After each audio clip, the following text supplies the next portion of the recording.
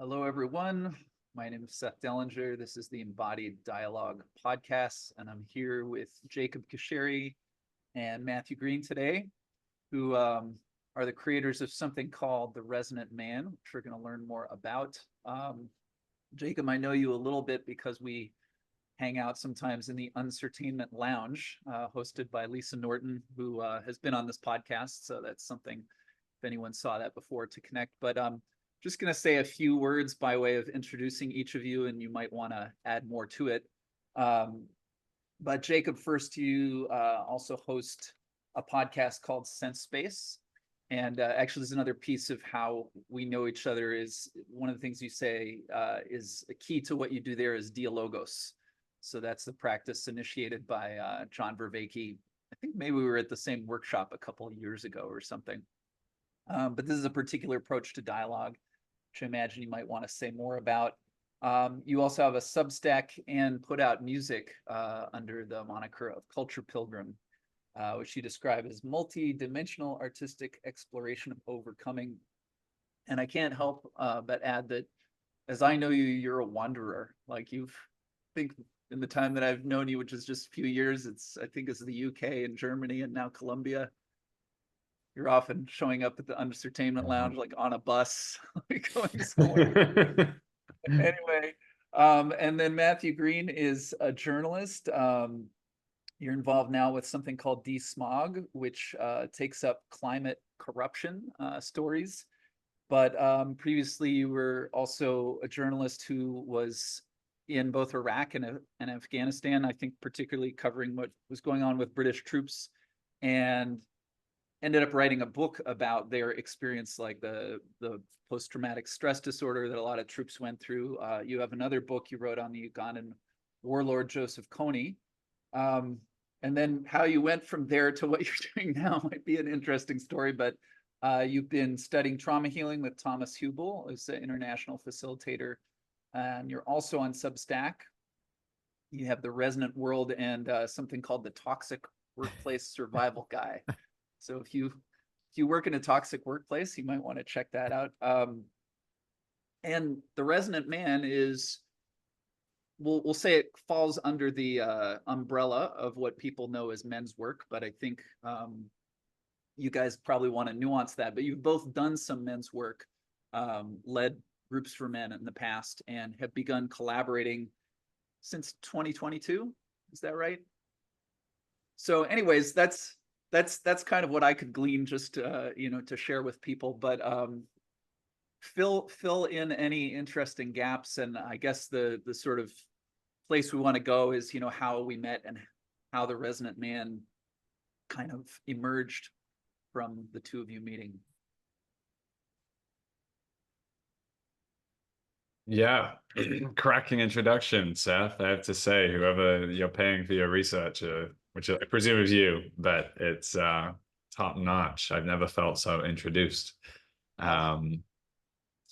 So yeah, as you say, you and we crossed paths in the context of Dialogos, I think, and the sort of broader Vervaeke meaning web, liminal web universe of seekers and meaning makers and people looking for deeper answers. And I didn't actually know, I thought this was moving with Seth, so it's evolved into embodied dialogue, which is really going to align very well with the spirit of the Resonant Man. And we were super glad to have you come along for the opening session.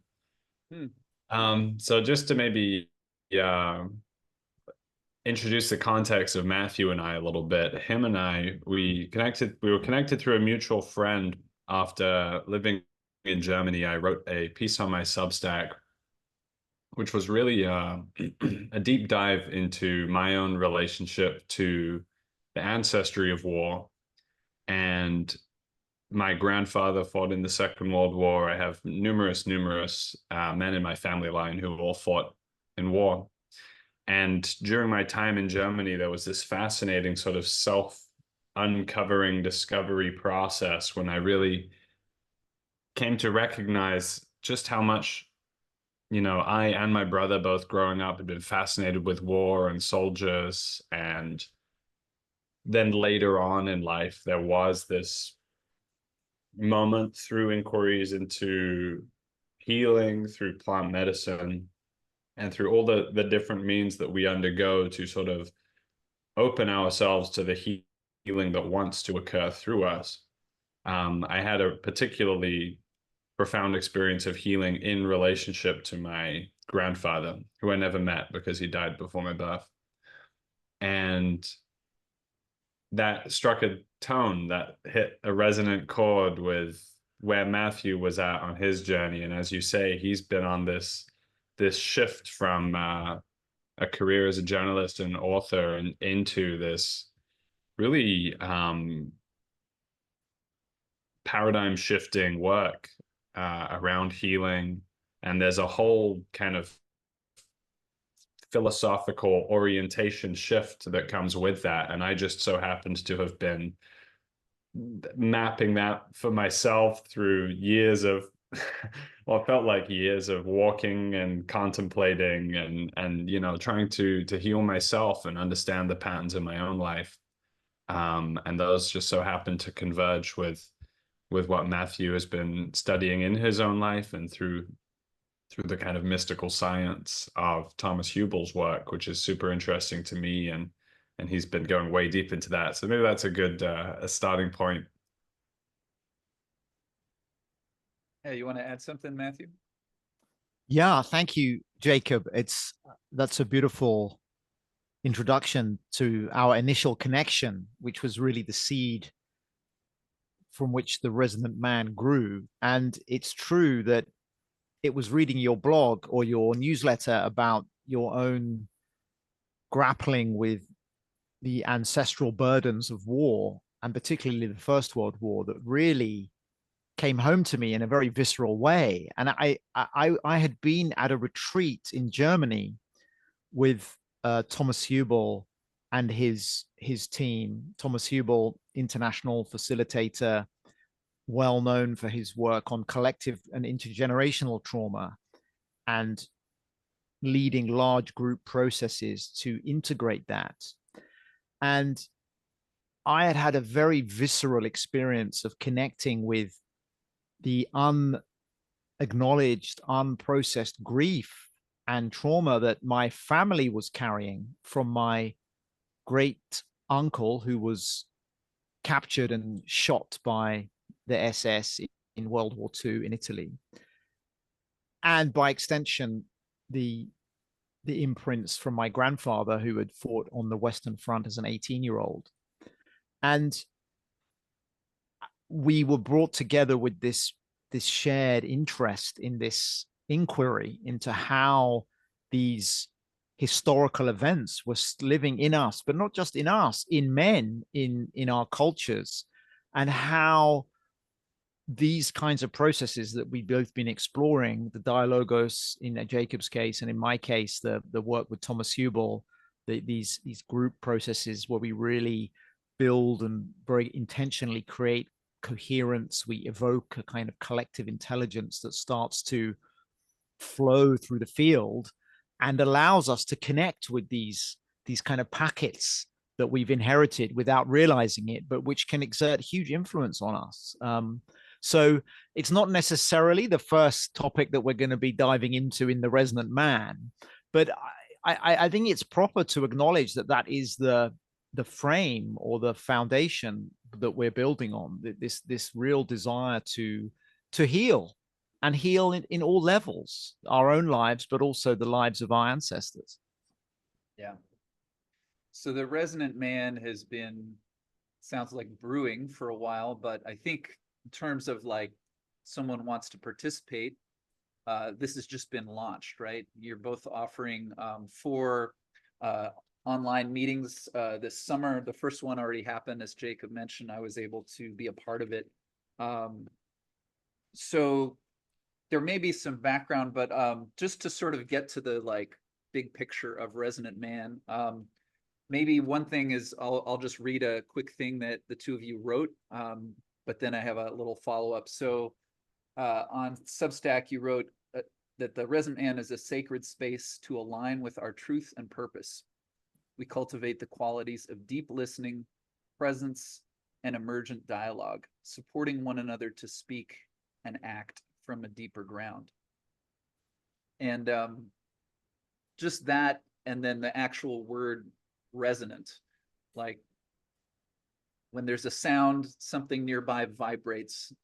We call that resonance, but we also tend to tell each other when the other person says something that really strikes us as good or lands well, we say that resonates. And it seems from my one experience with the two of you is that in addition to the different, themes that you're wanting to explore with men, it's how men communicate or that sense.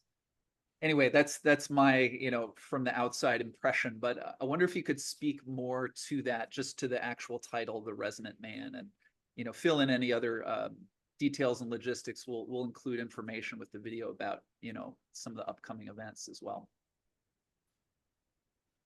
Yeah, Matthew, you want to take that one? I think I love the question, Seth. And because this idea of resonance has so many levels and layers to it in the work that we're offering and that I've been engaged with. There is that moment when we're in a group and we hear another man sharing something. And if we're in tune with ourselves, we can really notice how it's landing in us. And there will be some sharing, some information that maybe we connect with in a more superficial way. But there will be those moments where we hear something that touches us so deeply that we recognize that man is essentially sharing a truth that we share.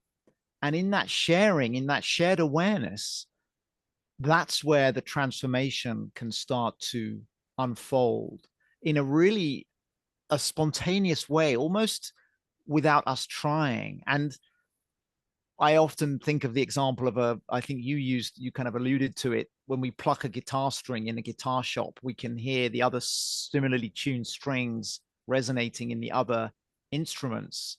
And the idea is that as we build connection, trust, safety, coherence in the group, we become that larger resonance body for each other, which means that the individual process of our sharing has more depth and more profundity and can unlock more of our own evolution. But at the same time, for those listening and receiving, there's a greater depth, there's a greater access to wisdom and to healing, I would say, that isn't available in a more routinized form of interaction. So it's really capturing the word evokes, or a part of the word evokes, this idea that we are relational beings. And as we become more skilled, more aware, more sensitive, more subtle in our attunement, in our interactions, a lot more becomes available for us as individuals and as a group. And of course, in the group, it's our alchemical vessel in a way for our transformation, but we carry those capacities out of the group into how we relate with our partners, our friends, our family, our colleagues. We become more resonant, right, in all our domains of experience. Like, may I build up upon that a little bit? Yeah, and I feel, Jacob, you're going to take it now to a more profound and cosmic level, well, which I can feel the already. I can feel the resonant man approaching. Well, no, what I was going to say first and foremost is like, even having, participated so intimately in the visioning of this material, there was still a moment there of like, I need to tune in to what resonance means. And actually listening to Matthew, like there was this shift. I could already feel like I'm starting to like sense the resonance in all things. And there is definitely this sense of just how important vibrations are to human beings and to human communication. And when we are participating in embodied dialogue, We are these vibrating organisms, and there's a way in which the distinction between disembodied speech or disembodied presence and embodied presence, or a kind of speech or expression that's coming from a depth, you can feel that, and that's communicated through the vibration, through the resonance. And so there's this intricate landscape of vibrational interaction, if you like, of vibes that we're constantly moving through in the world. And the resonant man is somebody who's on the journey of becoming tuned into that. The depths to which we can become attuned to that is more of a mystical and spiritual question than a scientific one, because it begs questions like, well, how deeply could I be attuned to where my heart is truly calling me? And then how deeply could I follow that in any given moment? And all of the small, subtle doorways, whether it's interactions with strangers or moments in a conversation where there's kind of a sort of predetermined course that maybe we would usually go down, and then there's kind of this other door, and when we open that door, there's that realness that's come through, or some newness potentially is kind of being downloaded. And the nature of healing, I would just close with here, is, to heal is almost always to step into something new. Because very often, I can remember very early in my healing journey, first couple of years of university, I think I had a female friend who kind of helpfully dug with some questions. And I remember that sensation of like speaking emotion, when you have that backlog, when you have that sort of bathtub of unwept emotions, the reason that bathtub is plugged up is in part because you can't get to the doorway of speaking it and moving it through. You don't know how to get there. And that's obviously that's a metaphor for a man who's backed up. And there are many men who are very backed up. And I've just been in my hometown and visiting family and friends, and there's a lot of dear men in my life who are backed up, and I can feel it in them, and that's in the culture as well. But beyond that sort of big backing up, there is layers upon layers upon layers upon layers upon layers of subtle energy work, subtle attunement work that allows us to become more and more of kind of an artist of life. Yeah, so I wanted to ask my naive question, because what you're talking about just there in terms of, really speaking to what's real and tuning, and the whole idea of resonance for me is familiar. This is the kind of stuff that I think about in my own work. My place of naivete, as I told both of you when I attended the first Zoom calls, I've actually never participated in men's groups at all, which I know that both of you had previous to this. But you just alluded a little bit, Jacob, to men in your life who seems like don't have access to this kind of resonance or this way of communicating. But I just, from admittedly kind of this naive place, I wanted to ask, like, why men's work, or why in particular, is this partially something that you're looking around at what's going on in the culture? Obviously, there's been all kinds of, I don't know how to summarize it, back and forth around the role of men and women. I mean, this is not actually new. It goes way back. I can say that because it was so new for me, it was just a novel experience to be in a Zoom room where everyone's a man and we're having this discussion. But I came more out of curiosity, knowing you and what you're putting together in terms of how you're doing the practice. But the fact that it was all men, that was new. And of course, it's not new for the two of you. That was very deliberate. So I wonder if you could speak particularly to doing men's work, and in any way that the Resonant Man might be different than other men's work. Just see where the two of you would want to go with that. Yeah, I really I remember when I first heard about the idea of men's work, I had no interest in doing it. You know, this was some years ago now, and I'd been on a path of healing, of self-development for already some years, and I couldn't see the sense in being in a group with only men. I was actually reluctant to engage in that. And actually it was through Rebel Wisdom that my friend then at the time, David Fuller, invited me to participate in a men's retreat. And that was a real unlocking experience for me of recognizing what is available in that space that is just not, it's just not the same in a mixed group. And now we could probably spend a lot of time trying to figure out what that is.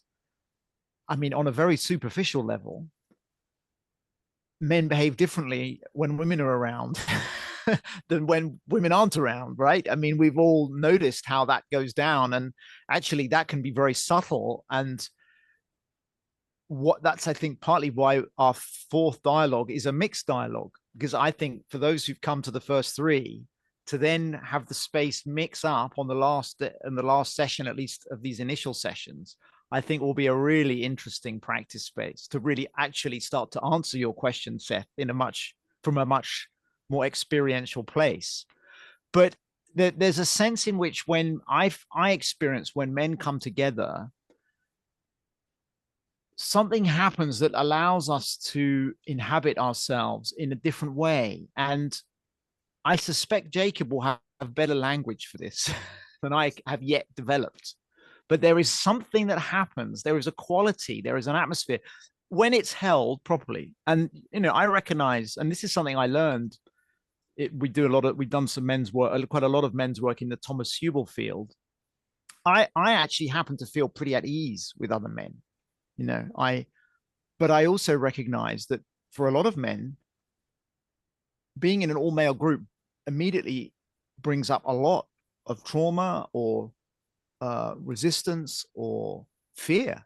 There's all kinds of reactivity in the room for some men, and not to pathologize that all has an intelligence to it, given whatever history is there. But it's not an easy thing necessarily for every man to come to this kind of environment.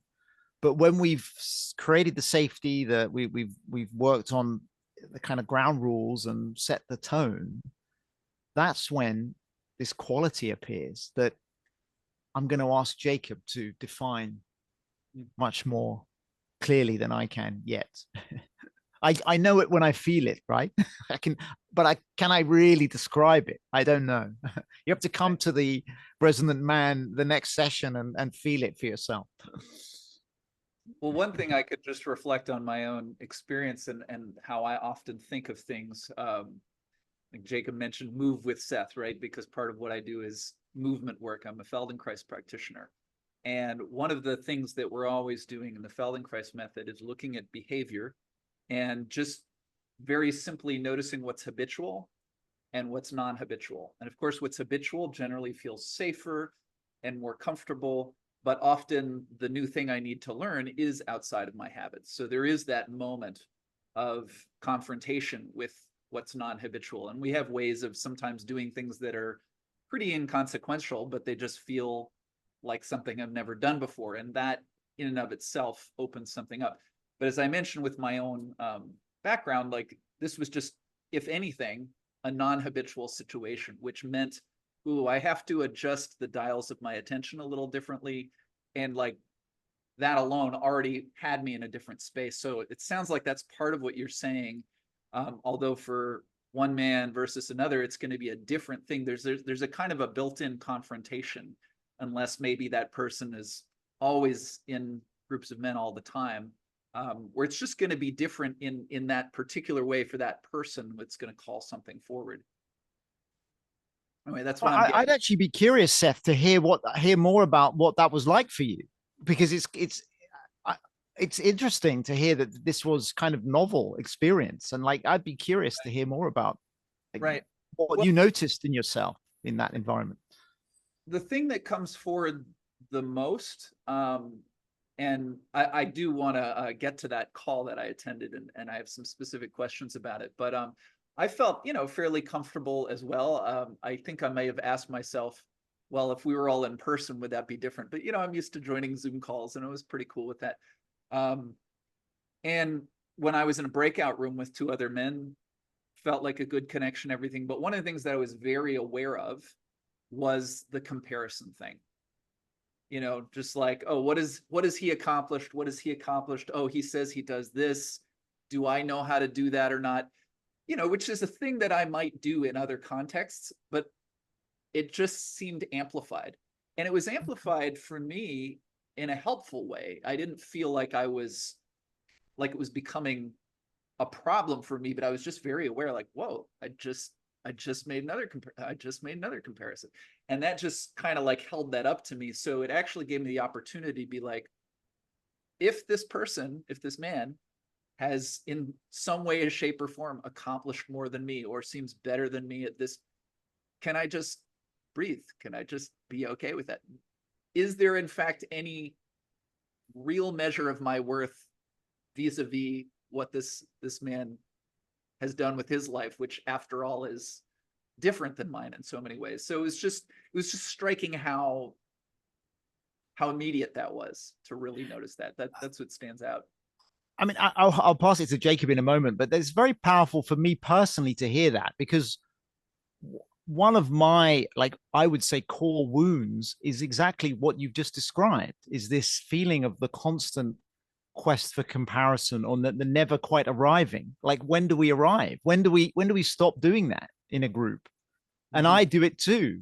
And I feel like, if anything, the Resonant Man is the place beyond all that. It's the place where we rest in ourselves, and we may notice that impulse arising to compare, but it won't have the same contracted, kind of heavy, uncomfortable energy that I notice in myself around that impulse.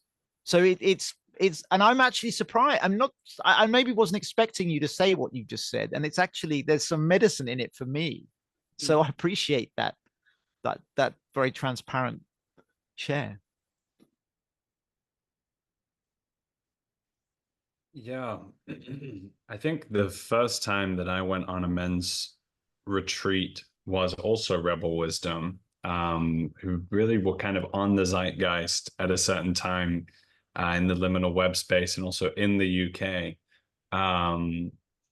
And I was the youngest man on the retreat. I think I was 23, and most guys were 30s up to 50s. I ended up getting partnered with a guy who was 76 in one of my kind of processes. So that was really powerful aspect of it as well.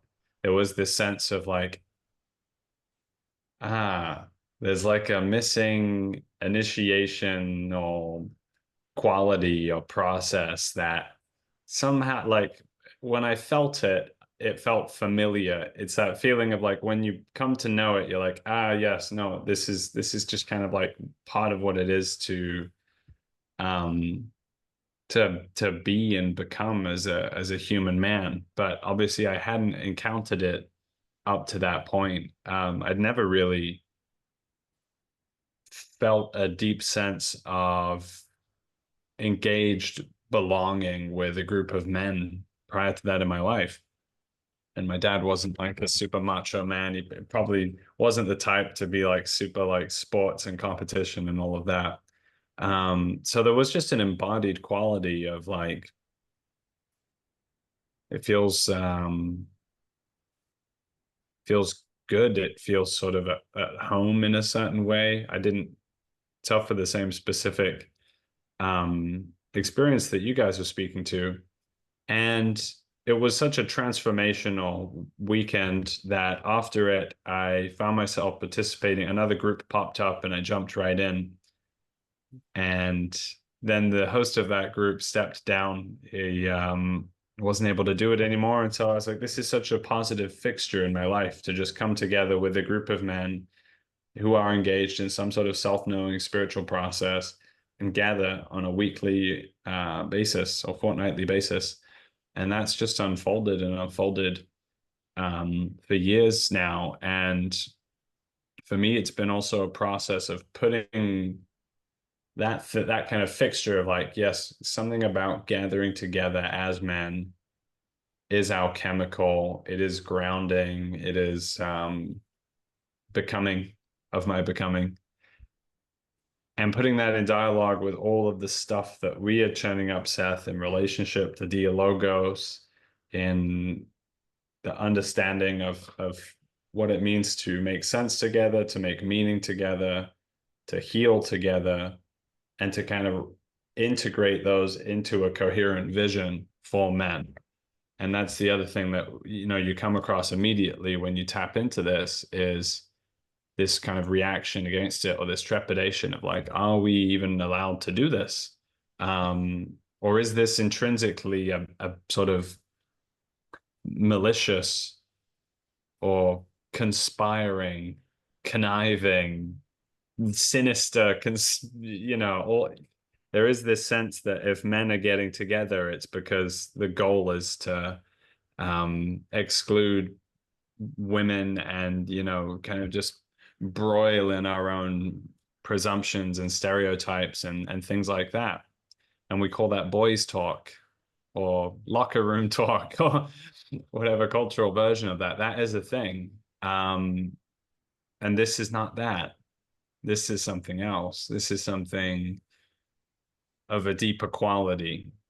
When I'm having, you know, I sometimes am together with a group of guys and there's some banter going on, and that, you know, that can be enjoyable. But that's not quite the same thing that we're talking about here. There's something that again, we can't quite name it, but there's a felt sense of it. And it's like, we are here as human men, and there's something timeless about this kind of mutual presence, this respect, this tuning into the wisdom of the mystery of life together, and just, you know, being in it with a degree of fraternal solidarity. Well, that's another thing that struck me about the call that you put out, and that first live event that I was part of, was the sort of you did so the first call, the theme was vision. Look and see the exact title, but you talked about vision, but actually inviting vision. Yeah. Inviting vision. Yeah. Okay. So actually, I'm glad you reminded me of the actual title, because it was very much, I think you made the point, we're actually not asking anyone on this call to articulate the vision, and it's not a 5-year plan. It was, and then in the breakout room, I forget the exact prompt, but essentially what we talked about was the experience of looking at vision or inviting vision. So it wasn't even like, by the time you get off of this Zoom call, you're going to know what your vision is. It was very, I would say it was very respectful to the sense of importance or significance of what it would mean to articulate a vision. And I mean, I'm sure that every one of us would want to ultimately have a lot of clarity, like, you know, because this is about how I use my time and my effort in life, what are my choices. But the invitation was very much that, like, what's it even like to consider this? And so I was struck by that. Just wonder if you want to speak to that a little more.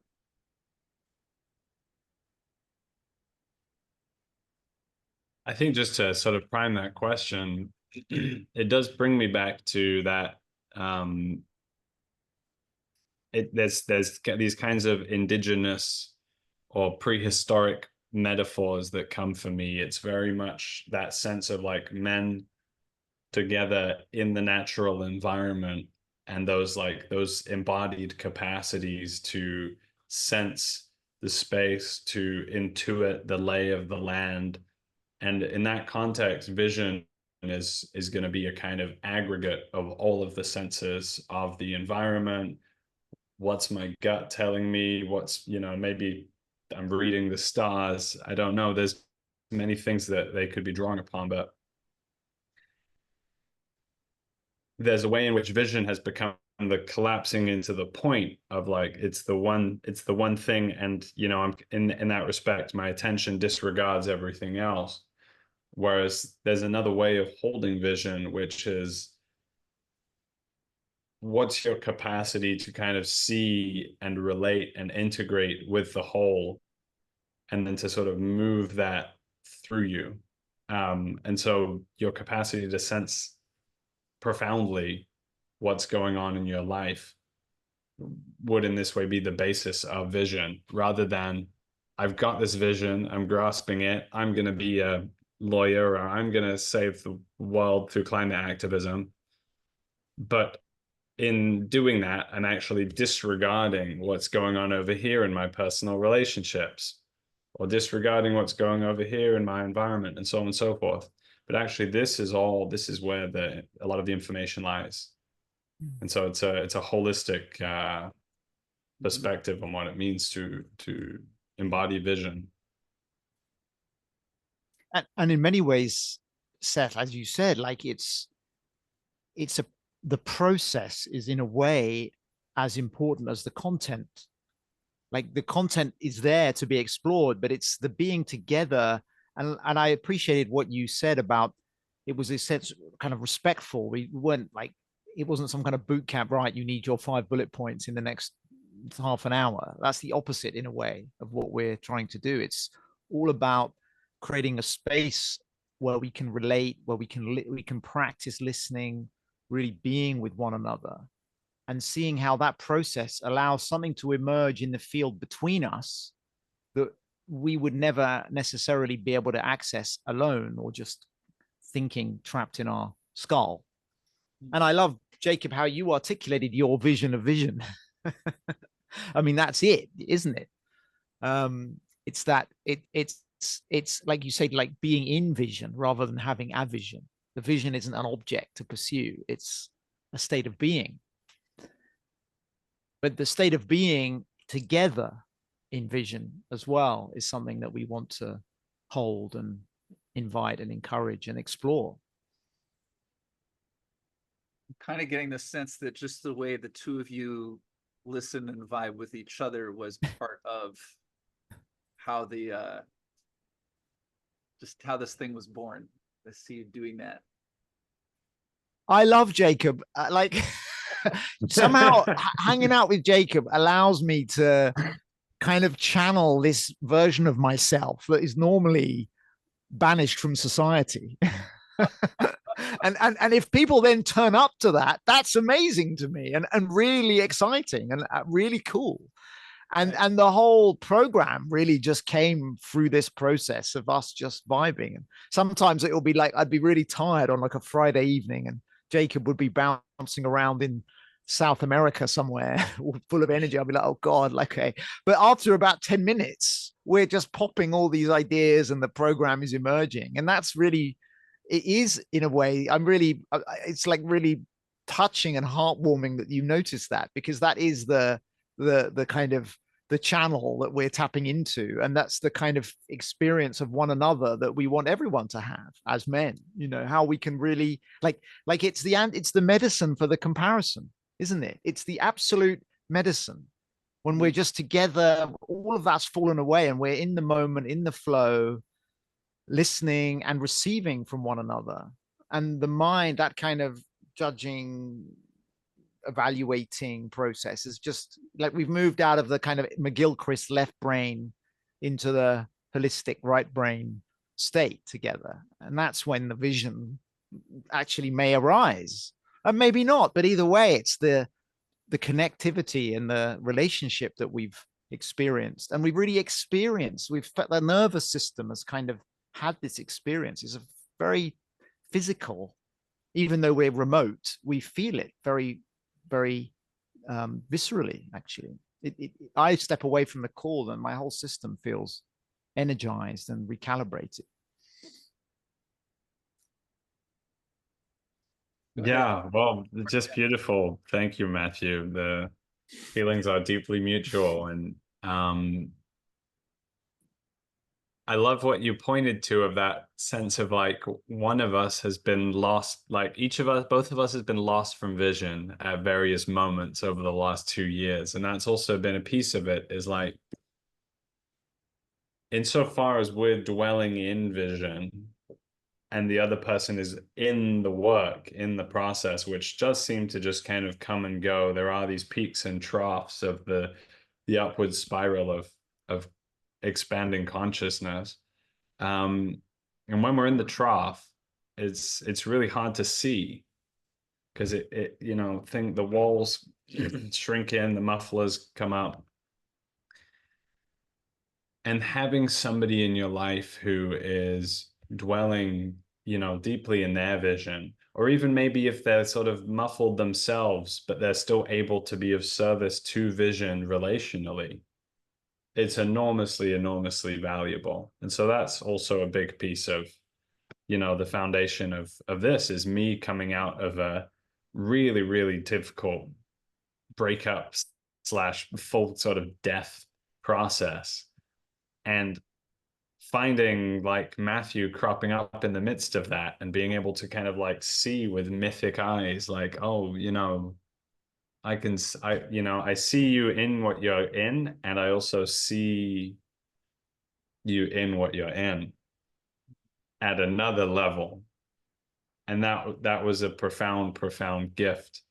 You know, and as he says, there's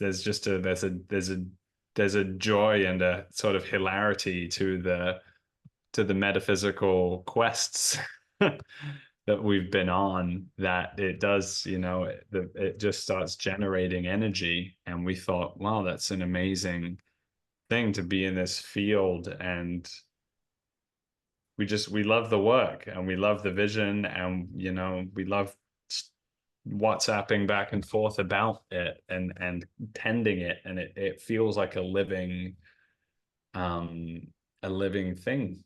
And so yeah, it's terrific in that respect. Yeah, so that helps a lot, because between what Matthew said and what you said, there is this real sense that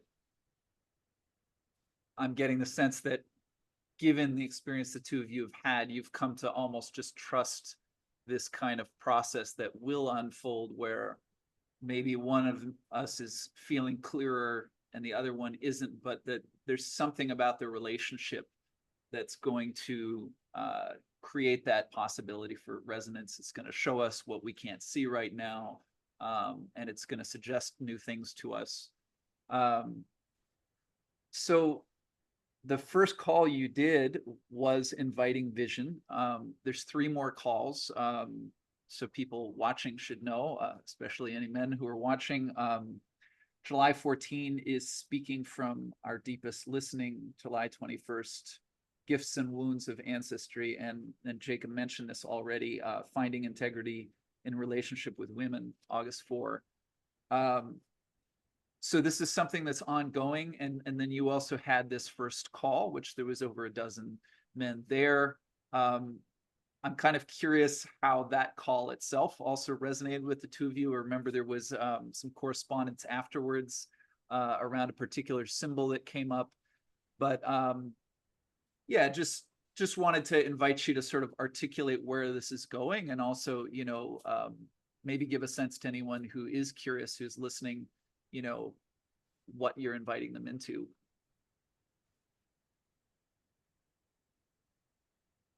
Yeah, well, I think we have, as you said, the next few gatherings, and the final one is a mixed gathering, which I think will be very interesting, especially for those who've stayed with us for the first 3. I think at this point we wanted to just start. We wanted to see who would resonate or hear the call, and we've actually been, I would say, really delighted at the response. First of all, to have the 12 who joined us. We've created a WhatsApp group where some of us are continuing, and there's already, even in that subgroup, a real depth of exchange and wisdom that is arising, that is actually, like, I'm like almost amazed by. And what's rather beautiful is that we've drawn in some quite young men who've never done anything like this, and some who are older and who've been doing this for decades and who actually have led this kind of work. So we have this incredible spectrum of experience, but all sharing that that impulse or that recognition that there's something here to explore. And I think from our side, yes, we have these next few gatherings where we're going to be building some momentum and really building the network. But of course, yeah, we want to build this into, like in Jacob's phrase, a movement of cultural transformation. We see this as the seed of something much more expansive, which will become a regular meeting, whether we do that in a series of courses or whether we create a community that continues. We're still fine-tuning those possibilities, but we want this to be the foundation or the initiation for a lasting initiative that will reach large numbers of men and in mixed groups as well over the coming years. So what the actual vision for that is, of course, we don't necessarily have the blueprint all written down, but we feel there's an energy here that wants to express itself, and that we have a strong intuition that there will be exponential interest in a way. Like I really could see this taking off in a way that I think it's speaking to a need. It's speaking to a hunger, actually. So that's the impulse. There's something here that really wants to flourish, I feel. Yeah, I think something I want to kind of draw out in what Matthew said there is, as he said, we don't have the blueprint and we're not scrambling to have the blueprint either. There's been this, what feels quite unique and radical for me in the whole process from inception, has been this tending to the place of vision or the space of vision, and just like keeping that fire, keeping connection with that has been the foundation. And we spent a considerable amount of time in the first half of this year, like prior to what's it going to be, what form it's going to take, how might this become financially viable, all of those kind of secondary questions that come down the line, was like, what is it? Can we tune into it? Can we draw it out? Can we expand it? And we did quite a bit of that. And there are so many dimensions to this to explore because of that process that I've mentioned, Seth. I've really tried to like bring all of the philosophy and all of the world mapping, all of the historical layers and all of the transcendental or metaphysical or evolutionary layers into it as well, and to kind of sketch out and to kind of stretch the dimensional map of the Resonant Man in all those directions. So we see this summer program as really like dipping the toes in, maybe dipping the knees in, and getting some of those very, very kind of core foundations. Like this would maybe be like the foundational, this could almost be like if this was a course, this would be the first 4 weeks, getting into a sense of vision. Next session is, as you may have deduced from the title, it's going to be really Dialogos inspired. It's going to be about how do we speak from our deepest listening, which is almost Koanic, but yeah. There might be people watching who don't really, just hear the word Dialogos and know what it means. Do you want to just flesh that out a little, and why? Because I know that's something that you've, even before meeting Matthew, Dialogos as it's taught by John Vervaeke, probably never is experienced by people who haven't spent the time to watch his 50-part YouTube lecture series and whatnot. But I get the sense that you're taking what you got from that original seed and you're just seeing something that's more like, I don't know, something that I get the sense from how I know you, that you've tried to make this more accessible, because there's something about what the Dialogos process is that you feel is really helpful. But maybe you could just define it a little and then, Yeah. I mean, I was much love and inspiration from John, and what I was inspired by his dialogues with Jordan Hall and others was this sense of a space of aliveness in dialogue that I had been hungering for, that I hadn't been finding. I had been searching in university, I'd been searching in think tanks and the media and all these different places, looking for this sense of a conversation where the thing is actually happening. And the qualities of that can be a little ephemeral, but it's an aliveness, it's a sense of tuning in to a space of mutual unfoldment. It's something many people recognize in their own lives, is that the best conversations they ever have are the ones where they didn't know where it was going to go. They didn't think they were going to end up there. They just started talking about this and that, and step by step it starts to unfold, and you find yourself tuning into something that, you know, has a momentum of its own and actually has a wisdom of its own. And so that was kind of the starting point for years of inquiry. And I know John has developed a more kind of formal practice, the dialectic into dialogos. I consider what I'm doing more like a freestyle rendering of that. But there's an art to dialogue, and there are different dimensions of it that we can learn about, which really, really, really deepen our capacity to listen, not only to the other person, but to the kind of space of potential, the space of possibility that's present there. And that actually turned out to be a real big crossover with the field work, as it's called, with Hubel and with Matthew.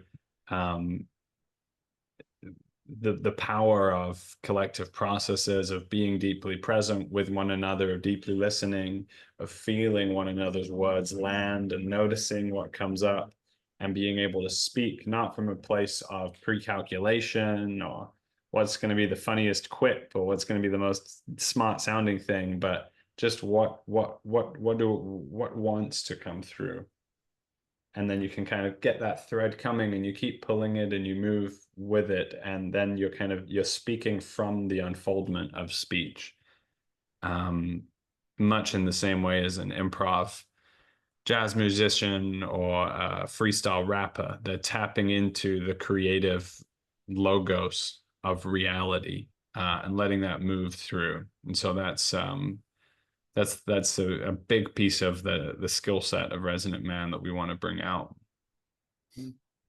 I love, Jacob, that you made that connection with the work I've been doing with Thomas Hubel, because this is what's been really exciting for me to learn about from you, Dialogos, and watch you and see how you practice it, and hope that some of it kind of rubs off on me by osmosis.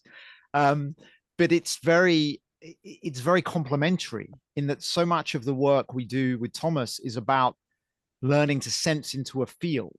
And we work, I mean, the last retreat I was on in the Netherlands, there were 400 of us. And the retreats in the train in person, and the retreats in the trainings that I've been doing in Germany before that would be 180, 200 people in the room. And mostly we don't even realize that we have the capacity to sense the field consciously, to read the energy of the field.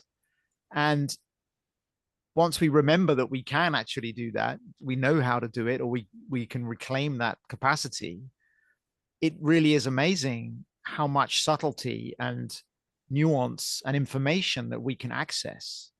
It's like a superpower that's lying latent that we can reactivate. And that to me is a really exciting frontier of the work. And I feel like a lot of what we do with Thomas, as you say, Jacob, is about being really embodied. We work with a practice called 3-Sync, where we just simply tune into our physical vessel, emotional layer. We notice the quality of our mind, and we can practice that in as much time as I've just taken to say it, or we take 10 minutes to do it. And then from there, we integrate those levels and then read or sense into the field.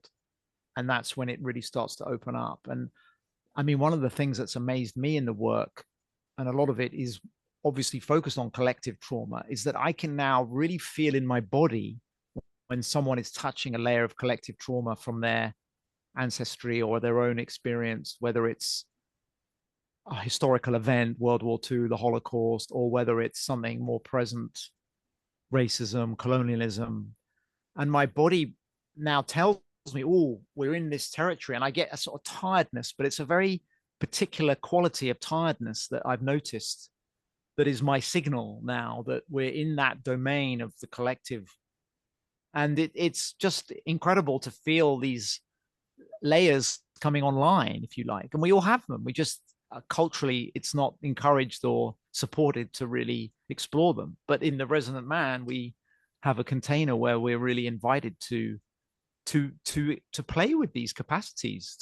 It's a practice space where we can begin to re-own and experiment with what it's like to have these other levels of awareness online. Yeah, I wanted to draw that link you were starting to make at the end, because we've been talking a lot about dialogos and Thomas Hubel's work and this idea of the field. And I don't see anyone on this Zoom call who's worried about those terms, but for some people, it's like, what are you talking about? You know, like Jacob used the word, it's ephemeral, right? It's like, the way I often think about it is, you know, if I have an emotion, it's really hard to measure that, but in my body, it's 100% real. So in that sense, it's like, I guess that's why I'm on board for this kind of thing. But but you've emphasized this a lot, that, you know, we're not necessarily trying to find the answer right now. We're just trying to see what's there. We're even trying to come up with the funniest thing I could say right now that would maybe gain me some status in the group or whatever. And so we've been talking about that a little bit, and I just want to connect it to the other phrase that you used earlier, the sort of longer term vision, that this is, you see a movement for cultural transformation. And so given that a lot of the culture right now maybe doesn't see that these kinds of capacities are what's needed, I mean, I guess I'm just sort of maybe we're going over something we've already said, but I just wanted to underline that it seems like the very way that you're setting up the container of the Resonant Man is connected to that larger sense of what's going on in the culture.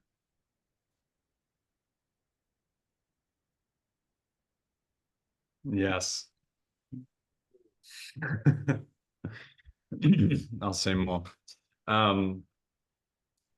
Yeah, spot on, Seth. Spot on. And that was something that, you know, we tried to address. We didn't kind of put it front and center, but when we kind of were putting together the initial vision, it was very much on our minds. And it has to be when you're organizing men's work, because I say there is this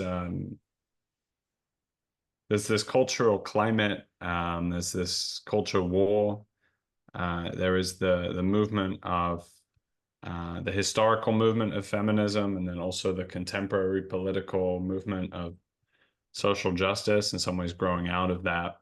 And there are these deep levels at which masculinity has been subject to criticism, deconstruction, and the social justice movements have been really prominent in kind of spearheading that. Like, this is something that needs to happen. They've kind of had the social theory of patriarchy and its role in culture, and they've sought to deconstruct that in order to create a new possibility.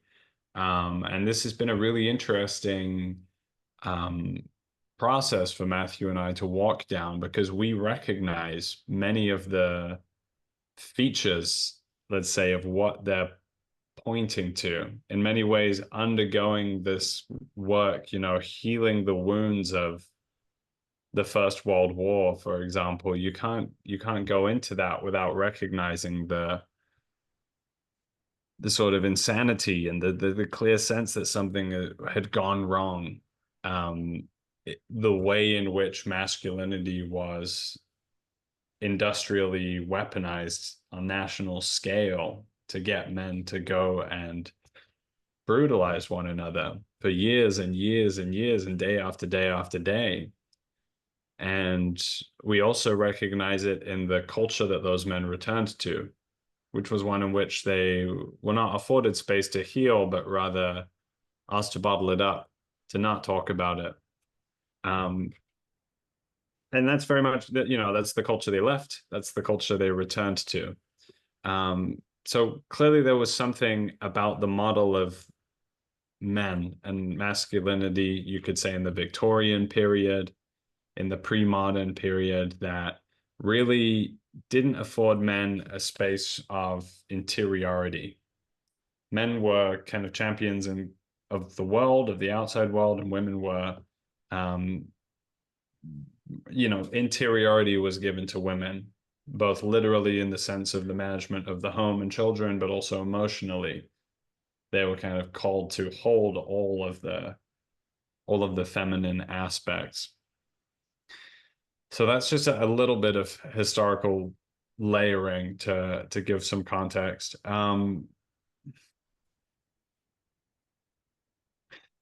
The problem, simply put, is that there's an enormous amount of deconstruction of masculinity, and there's an enormous deficit of positive vision for men put forward. The people who are advocating a deconstruction of masculinity are themselves not taking on the responsibility of holding the space of vision for men. Many of themselves are not men, so maybe we shouldn't be expecting it of them. But that's a deeply, deeply necessary thing. And when you look out at the cultural landscape today, there's an enormous, enormous amount of men suffering. Enormous amount of men who are, in a way that's statistically evident, lost. And there's a kind of self-destruction that can play out when men are not resourced in vision, in a sense of brotherhood, in a sense of purpose, in a capacity to bring out their vulnerability and to realize it's not this horrible, horrible thing to be afraid of. But there has to be a lighthouse. There has to be a place where that vision can actually be nourished and seeded, and it's just not there.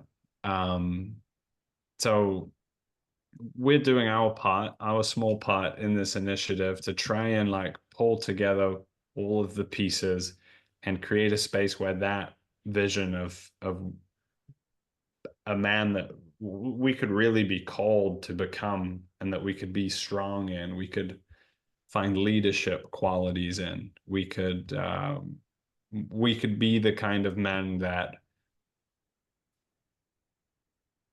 embody and give voice to virtue and value in a way that resonates outward to other men and inspires them towards their higher purpose and their higher value. And yeah, that seems like a self-evidently good good thing to do, and also deeply necessary thing to do. I don't think we can address the problems of the world with half the team on the benches. It's just not. Yeah, there's so many directions to go in here, but I want to bounce it off both of you. And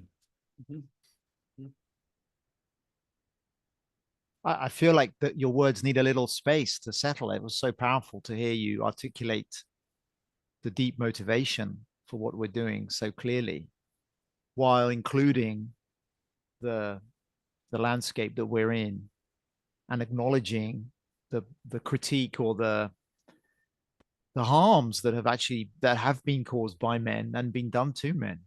And that's not something that we necessarily want to erase or shy away from. But as you say, we need that beacon.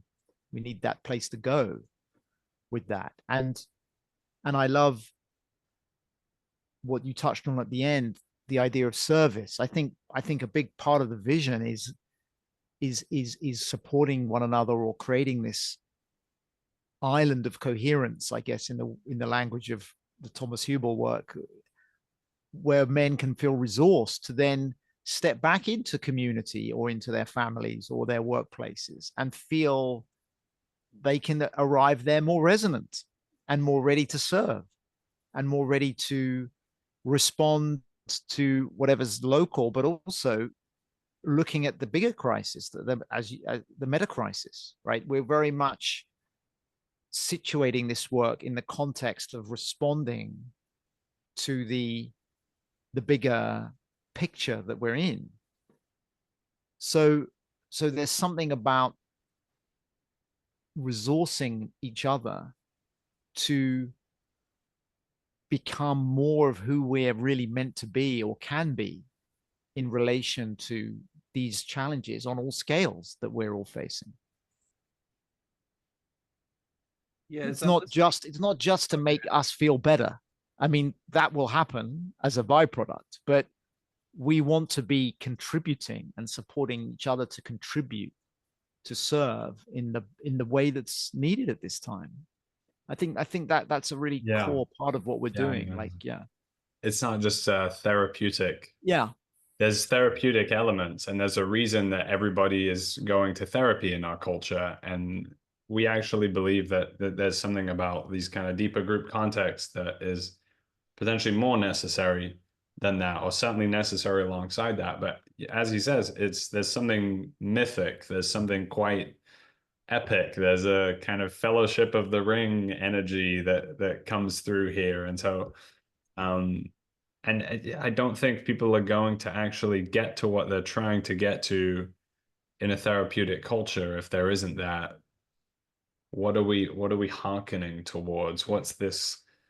Can you hear the horns? What's this? What's the kind of great moment that we're called to? And there's been so much, Seth, and I'd love to hear what comes for you around this. But like, we've spent years and years and years thinking about the meta crisis and how to kind of attune to the problems of the world and the different ways of making ourselves capable of responding to that. But there is something kind of coming with the men's space that can hold that. Yeah, let's step up. Let's find our inner king, and let's really feel the power that we have to offer in service. Well, what comes to my mind for me is that I think anyone, when they experience collaboration, experiences more of their own power, right? Because it's not just on me to do this, but again, maybe just speaking from my own particular past where I hadn't really oriented in this way, it occurs to me that to the degree that I've been, measuring where I'm at, where I'm going, it's kind of been as a person. It hasn't so much specifically been as a man. And when you spoke to the sort of deconstruction of masculinity, I mean, one of the ideas that I think is out there, which I think is pretty preposterous almost to anyone who would hear it, I think, and really listen to it, but it's very much there, is a sense of equality where everyone is the same, does the same, feels the same, and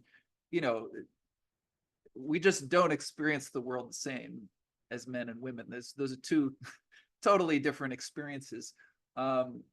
So whatever other ways that we approach a word like equality in terms of political rights and all of these other things, to propose that there's an equality of experience, that we're all having the same experience in some kind of way, it just would seem to almost, it would have to gloss over so many things.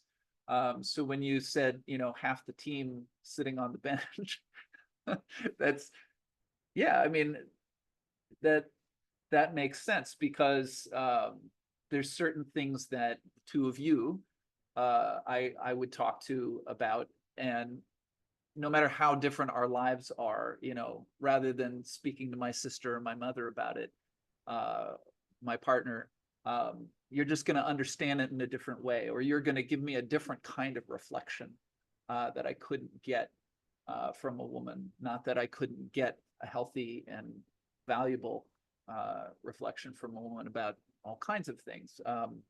And I in fact, I love that you've proposed this this integrated call at the end of the summer to bring that in. But yeah, the other thing that really struck me was, Matthew, you were talking about collective trauma, which is also, I'll just say, in terms of that phrasing, it's not a way that I've often think about it. But if you just sort of look out at what's happening in the world, a very convenient example in the United States would be that we just had this presidential debate the other day where everyone's just kind of going, what? These are the two choices. But then if you can get into that discussion, but it doesn't take long to say, well, what am I going to do about it? Right. And that's where I sense that the thing that you said that I noticed was that sense of tiredness that comes.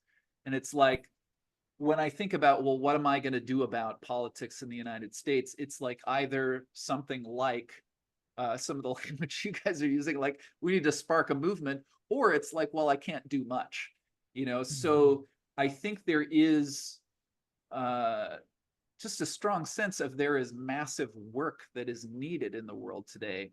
And it seems like that's what you're talking about with this sense of vision, because I also agree, like a lot of people, for good reason, are involved in therapy, but that's kind of a working on myself and working on what's inside. And I would think that if we all wait to heal and all of the wounds of the inner child before we turn outwards and begin to work on collective projects, that might be waiting way too long. So that's some of what's coming up for me in this last round here. I'd love to respond on a couple of those points. And my wife is a clinical psychologist, so we're very familiar with the limits of one-on-one therapy, and there's just not enough therapists. But it's not just that. It's actually that what happens in a group like the Resonant Man is something that can only happen in a group like the Resonant Man. In that, and you mentioned this idea of equality as kind of having a flattening or homogenizing effect. And I wanted to convey my experience of being in a group where there is a really high degree of like what we would call, especially in the Thomas Huber work, like coherence, where we're really related, we're really speaking spontaneously, we've left all our scripts and our masks aside, and we're really being real and emergent in a way that can contain some difference and can actually contain some degree of fragmentation, but the field holds, and there's a real juiciness and aliveness in it. In that kind of environment, I feel much more myself, like who I really am in that kind of a group than I feel when I'm on my own, or even in one-on-one therapy, kind of really busy with myself. And that to me is the miracle. That is not, I mean, I would never have really understood this before, because I could have assumed that, being in like a really tight-knit group, you're kind of all the same. No, it's the absolute opposite of that.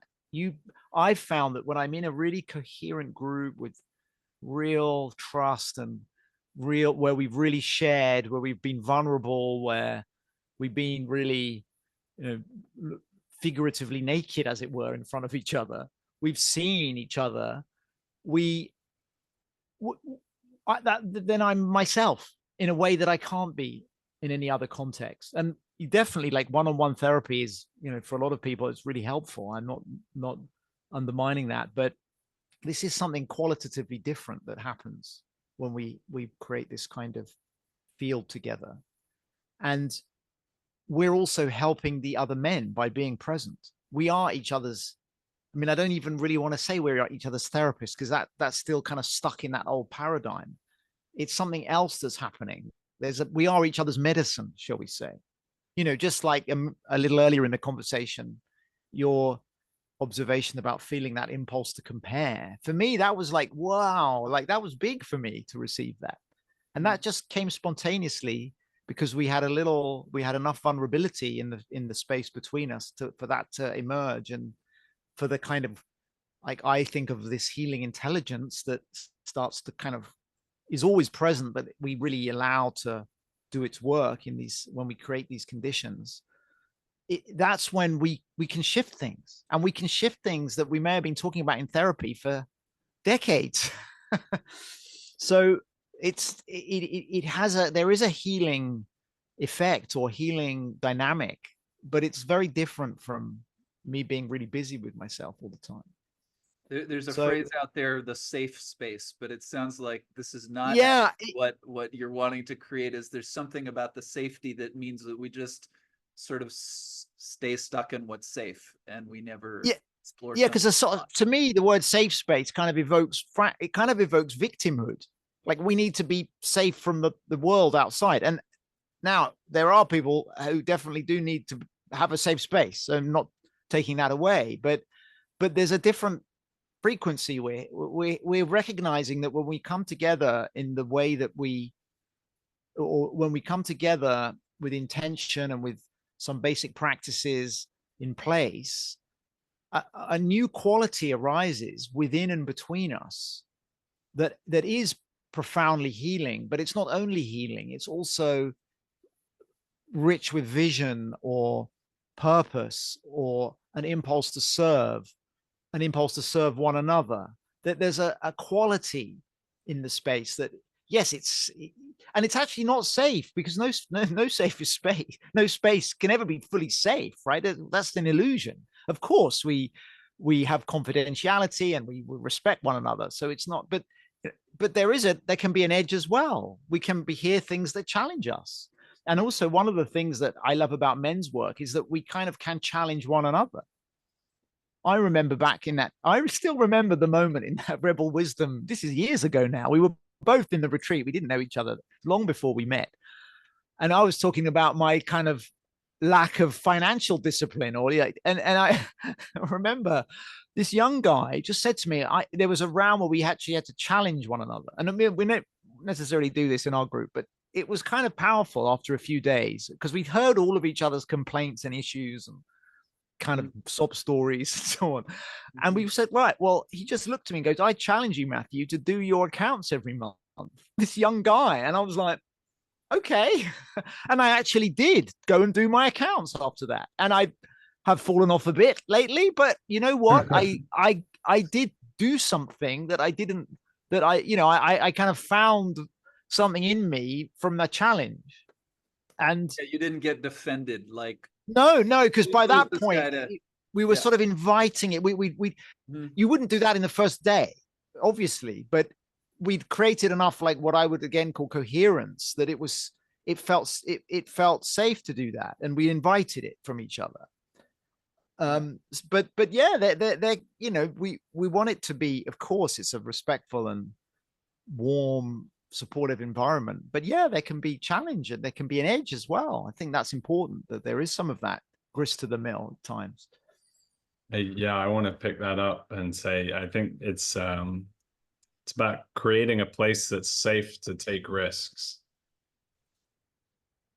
That's it. Yeah, exactly. Like to try on to try and sort of channel a different part of yourself that normally is maybe kept completely under wraps, or it's scared to come out. It's like, yeah, take a risk, because it is, even if it feels weird or doesn't kind of go exactly how you might imagine, it's okay. Like no one's going to judge, or it is safe in that sense. There's a safety net underneath it. So yeah. And that's kind of the masculine, like there's a whole, much of what we've spoken to maybe in framing the Resonant Man is more on the side of the integration of the feminine, let's say.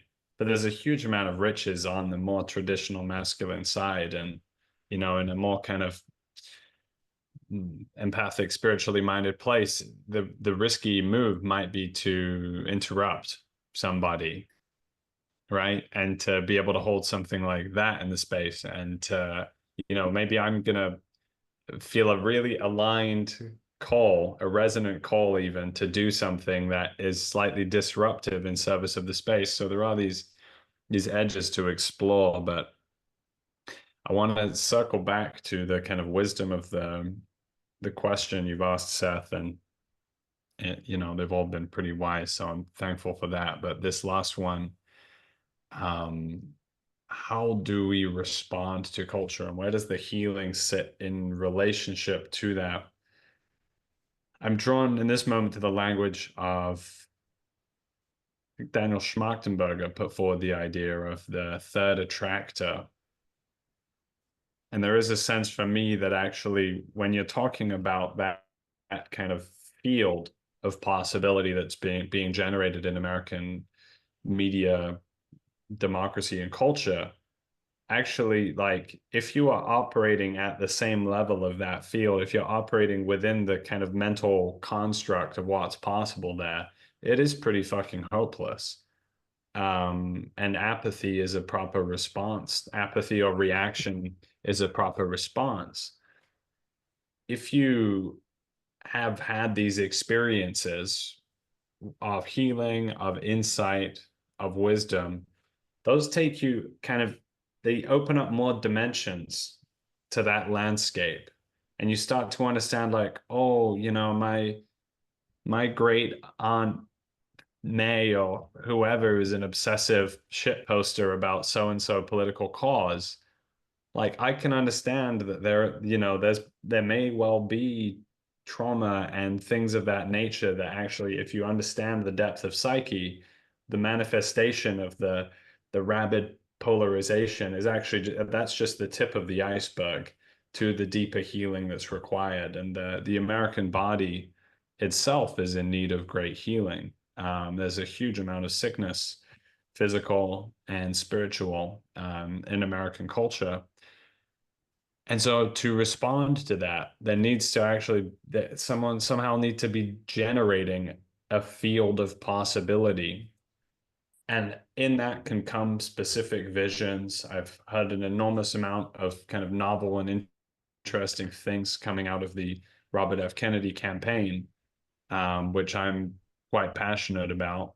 But in the spirit of the Resonant Man, I don't think it's actually about those particular responses and those solutions and those ways of addressing all of the stark problems. It's actually that underlying space of potential, and that underlying connection to the creative and healing source potential in reality itself that allows us to address that. And it's going to be that kind of embodied, spiritually integrated, masculine integrated quality of leadership that when it speaks actually kind of tones and hits the parts of those people that, you know, maybe have been on a kind of stuck polarized mentality for a long time.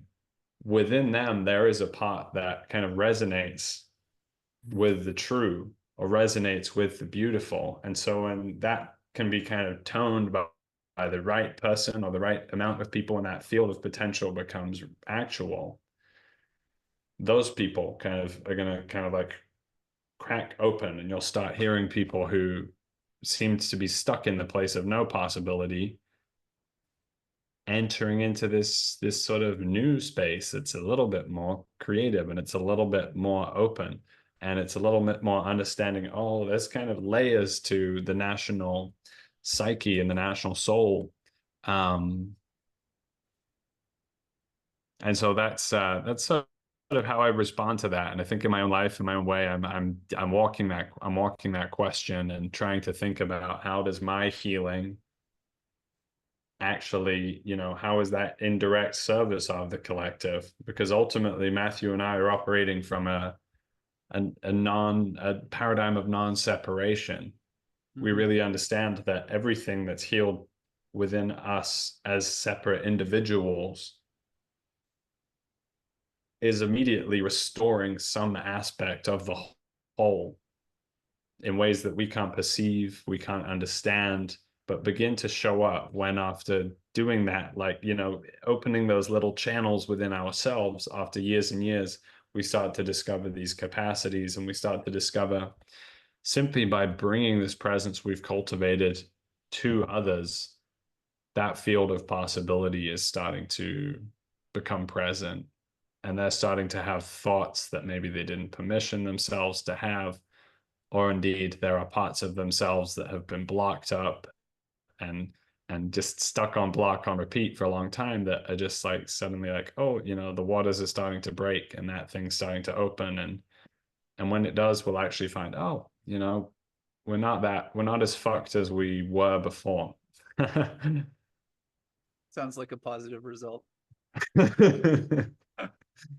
Yeah, I appreciate when you were talking about polarization. I mean, it's easy for us to talk about polarization as if it's this thing out there, as opposed to maybe those people saying those things have been through some of the same kind of stuff that I myself have been through. And it sounds like what you're saying is if we can work through some of that, it also increases our capacity, as you said, to listen into the culture, which is not simple given the landscape these days. But yeah, I like that, because if the culture doesn't articulate a vision that makes sense for us, we can maybe learn to feel something like this resonates versus that doesn't, and not assume that one moment of resonance is like finding God or something, but it's like a breadcrumb on the pathway, perhaps. Yeah, so I'm just seeing, our time. We're pretty close to the end, so I'd love to give you both a chance for any final thoughts. Just something that popped into my head that I thought I would throw out to you both, and maybe this will inspire something. But I was on a Zoom call recently where the question came up: are you proud to be a human being? And so, it was men and women on the call, but it was a lot of discussion about the climate and the sort of the situation. And of course, whatever we could say the human species has done, I mean, the people on the call were born in this time period, in this situation. So it was interesting. And there were people on the call who were not proud to be human. But it just occurred to me, like, what would it mean to be proud to be a man? And so I've just sort of put that out, but I would think it has something to do with sensing and alignment, like how I'm showing up in the world. But just noticing the trickiness of people responding to be proud to be human, and I imagine that this sort of straightforward question, "Are you proud to be a man?" could also be tricky for many men. So I just wanted to throw that out there, but also just wherever you want to go, final thoughts for people listening. And again, I'll just say that July 14 is your next event. These are free events right now, so if anyone's curious, and of course we'll put information below the video, but just last thoughts from both of you would be great. Yeah, as you said, the event's open and welcome to everyone interested. I think one of the great pleasures for me of the Resonant Man is the incompleteness, the unfoldingness, and the sense that it's a conversation that is occurring. We're kind of discovering what it is through each new conversation, and I can feel even through today we're kind of like realizing it as you kind of pose the question. We get to see, like, how does he resonate into how might we resonate together into this, into these challenges. I think as for the question of pride of being a human, I think, yeah, I heard recently the opposite of pride is shame.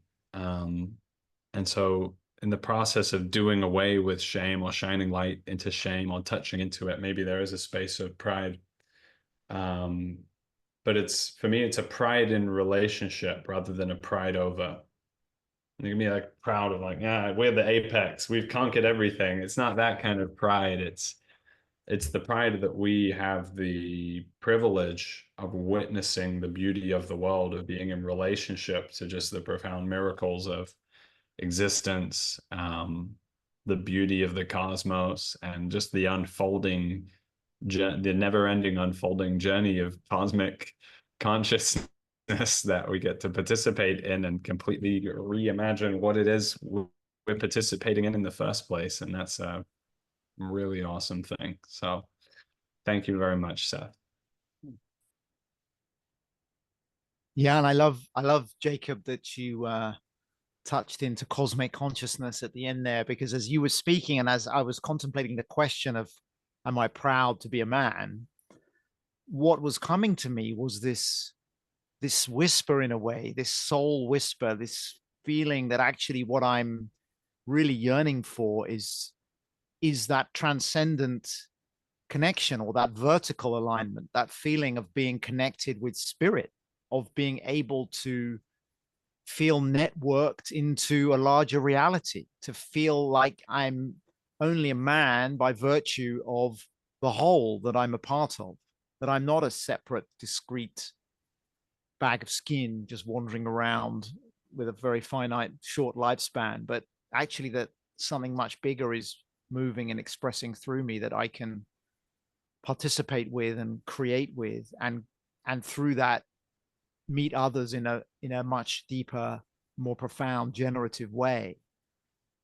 So there is this we do have our eyes on the stars at some level, but we have our eyes on the stars in so much that we can feel that light, we can connect with that light and bring it down and anchor it here on earth where it's needed, so that we can show up in the way that's required right now and really live, and like you say, we can feel those waves of apathy, and either, as you put it, Jacob, reaction or apathy is a proper response, and those are the collective big permafrost kind of layers that are distributed throughout our cultures, throughout the whole species, actually. But together we can start to liquefy them. We can start to let that melt a little, and as we do that, we find that we retrieve wisdom, ethics, impulses towards restoration that only lie on the other side of this kind of inner journey. And when we do that together, we retrieve something much more profound than we can ever find just trying to do it on our own, in my experience. So come and join us. Wow. I feel like you're on the cusp of the philosopher's stone there, man. Cool. Well, I definitely felt a lot of resonance here in this conversation, a lot of sparkling, crackling energy. And likewise, I was at the first gathering. I'm planning to join you guys on July 14th. So Yay. For any listeners who want to come, and I mean, what I appreciate is, you know, I was just thinking, like, I don't know about some kind of Marvel action hero, version of masculinity. I'm not sure that, but I do feel, and I felt in the call I attended, this space that really is spacious and allows for improvisation and flexibility, but also moments of really finding ground, as you were saying. So appreciate both of you coming on the call today with me, and again, we'll put the information for anyone listening. And I'll see you soon, but I'd also just want to say, to both of you, good luck, with this project. I think it's really exciting what you're up to, and, full speed ahead. So thank you both. Thank you. Thanks, Seth.